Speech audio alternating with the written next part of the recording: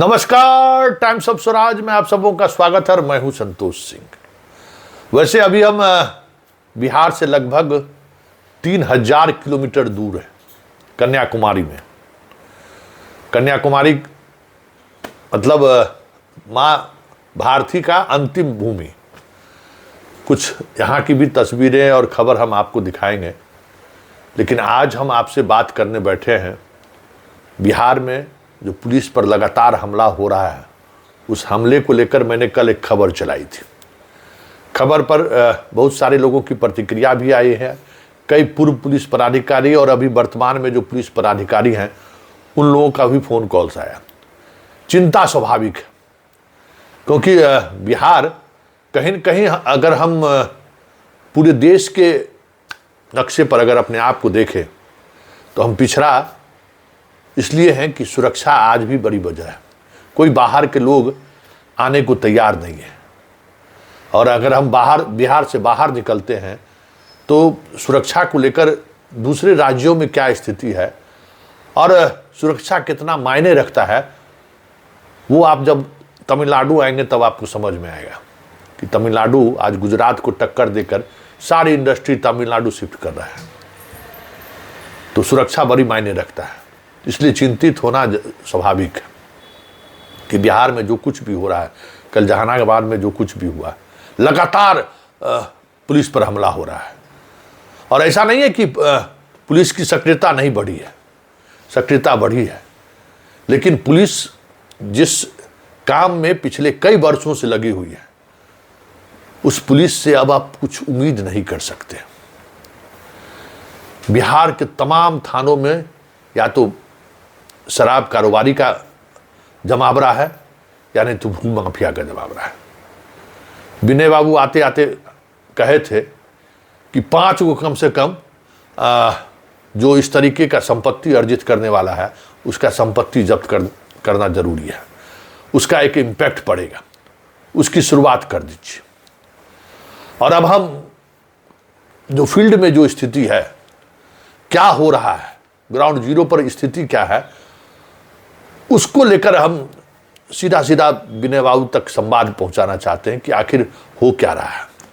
देखिए विनय बाबू, आपका एसपी सब अधिकांश एसपी ऐसा है जो घर से नहीं निकलता है। मीडिया वाले से कोई मतलब नहीं है, मीडिया से कोई कनेक्टिविटी नहीं है। जहानाबाद में भी प्रॉब्लम हुआ है, इसको भी मीडिया वाला से कोई मतलब नहीं है। बस अपना एगो डिस्टेंस बना कर रखता है, व्हाट्सएप पर मैसेज कर देगा। इन लोगों को ये समझ में नहीं आता, ये लोग जिस दौर में आईपीएस बने हैं ना, इन लोगों को समझ में आता है कि मीडिया कोई मतलब ही नहीं है। क्योंकि अभी और ये इसलिए महसूस हो रहा है ना कि बिहार अब वो बिहार नहीं रहा है। 90 के दशक के बिहार में अगर ये आए रहते, 2005-10 के दशक में अगर में रहते तो इनको समझ में आ जाता कि मीडिया का क्या महत्व है। और मीडिया सिर्फ पैरवी करने के लिए पत्रकार लोग नहीं जाता है एसपी के पास, बहुत सारे इन्फॉर्मेशन भी एसपी तक पहुंचता है।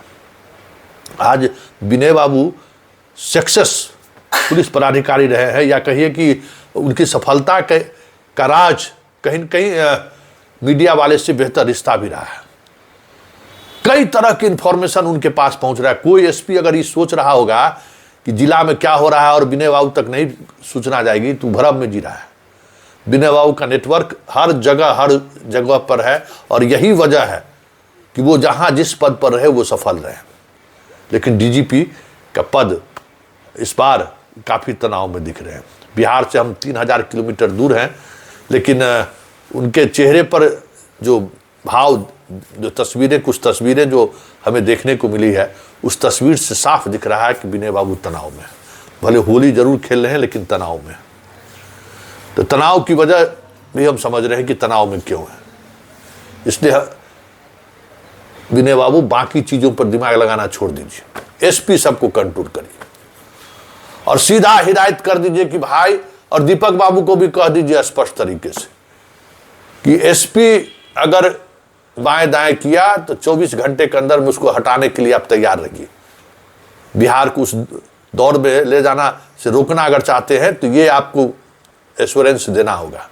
जितना डीएमओ में, डीएसपी, एसडीओ में जो करना है कर लीजिए, लेकिन एसपी वाले मामले पर थोड़ा आप इतना अधिकार दीजिए और एकदम लड़ के अधिकार लीजिए सर, एकदम लड़ना है, बिहार को बचाना है तो आखिरी उम्मीद आप हैं, ये भी समझ लीजिए। हम लोग जो मानते हैं कि आप आखिरी उम्मीद है, उसके बाद फिर हमको उम्मीद नहीं है बिहार पुलिस से। और जितना बढ़िया आपको सेटअप अभी मिला है पुलिस मुख्यालय में, कुंदन कृष्णन का भी मिजाज अपने तरीके का है, उसका भी एक अलग खौफ है अपराधियों पर। तो बिहार के अपराधियों पर खौफ है आप लोगों के नाम का, लेकिन जिला में जो पुलिसिंग हो रहा है, जिला के जो अधिकांश एसपी घर से नहीं निकलता है। हमको याद है जहां नवादा या नालंदा, पता नहीं कहां का एसपी थे, अभियानंद जी डीजीपी थे, डकैती हो रही थी, कोई पब्लिक फोन कर दिया अभियानंद जी को, सर हमारे घर में डकैती हो रही है, ऐसे ऐसे पुलिस को फोन कर रहे हैं, आ नहीं रहे। तो हमको लगता है मनीष कुमार एसपी था कि मनीष, कोई नाम हमें याद नहीं है, एसपी को फोन किए कैसे से तुम्हारे यहाँ जो है डकैती हो रही है, तुरंत आप मूव कीजिए। तो एसपी कहा कि सर सुबह में देख लेंगे। तो अभियानंद जी कहे कि ठीक है, सुबह तुम वहाँ रहोगे तब ना देखोगे पीओ, और सुबह सुबह उसका ट्रांसफर हो गया। तो ये कलेवर में आपको विनय बाबू आना पड़ेगा, कुछ नहीं तो समझा दीजिए दीपक बाबू एंड कंपनी को कि अगर ये सिचुएशन अगर ज़्यादा दिनों तक कंटिन्यू कर गया तो जो सुशासन है, गवर्नेंस और लॉ एंड ऑर्डर कर रहे हैं ना, सब बूथ उसी तरीके से 2005 से पहले जैसे लूटता था ना, लूट के ईवीएम मशीन लेकर चल देगा। हालात बिहार उसी तरफ बढ़ रहा है, और उसको रोकने के लिए जिस तरीके की ताकत की जरूरत है, वो ताकत बिना एसपी पर लगाम लगाए संभव नहीं है। आप थानेदार के बारे में सोच नहीं सकते हैं कि थानेदार आजकल करता क्या है। हर थाने पर अब अच्छे आदमी का नहीं जाता है लोग थाना पर। पहले हम घर जाते थे ना, तो कोशिश करते थे कि एक बार थानेदार से जरूर मिले, और थानेदार को भी मालूम होता था तो एक बार फोन जरूर कर लेता था कि संतोष जी आइएगा तो भेंट मुलाकात गपशप होनी चाहिए कि भाई आखिर यहाँ की स्थिति यह है कि थानेदार, डीएसपी, एसपी किसी को कोई मतलब नहीं है, सब अपने धुन में लगा हुआ है।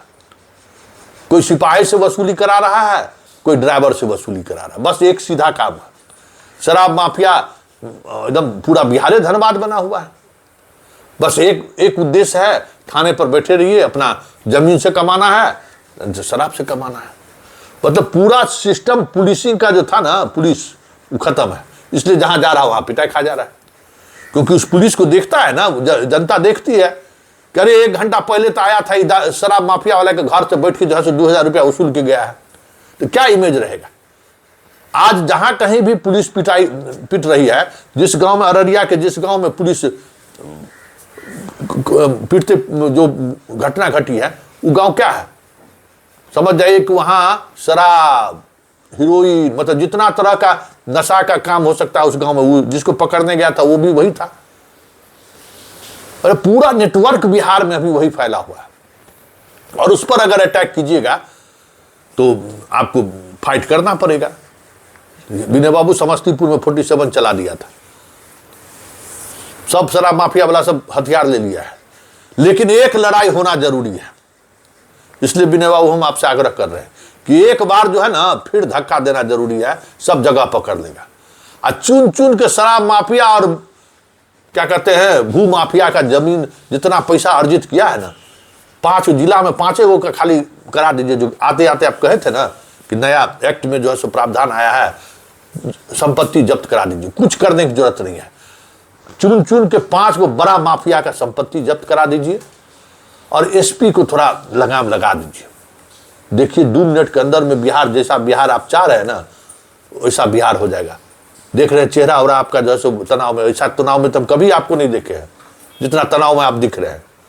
आप रिलीज कीजिए तनाव को, एकदम बिंदास जैसे रहते थे उसी बिंदास रहिए। अब बस रिलीज दीजिए ना, नीचे वाले को दीजिए। अरे तो कुंदन कृष्णन जी को कहिए दे गलियाबे एसपी सबको, गलियानी का काम दीजिए कुंदन कृष्णन को, जो दे गाली दो सबको। घर से जो नहीं निकले 10 बजे रात को फोन करे एसपी को, कहाँ है जी, 10 को गाली दे। इस सब बैठ के जैसे घर में बैठ के लैपटॉप लगा के पुलिसिंग करना चाहता है। ऐसा कहीं पुलिसिंग होता है? वो भी बिहार जैसे जगहों पर कोई बाहर नहीं निकलता है।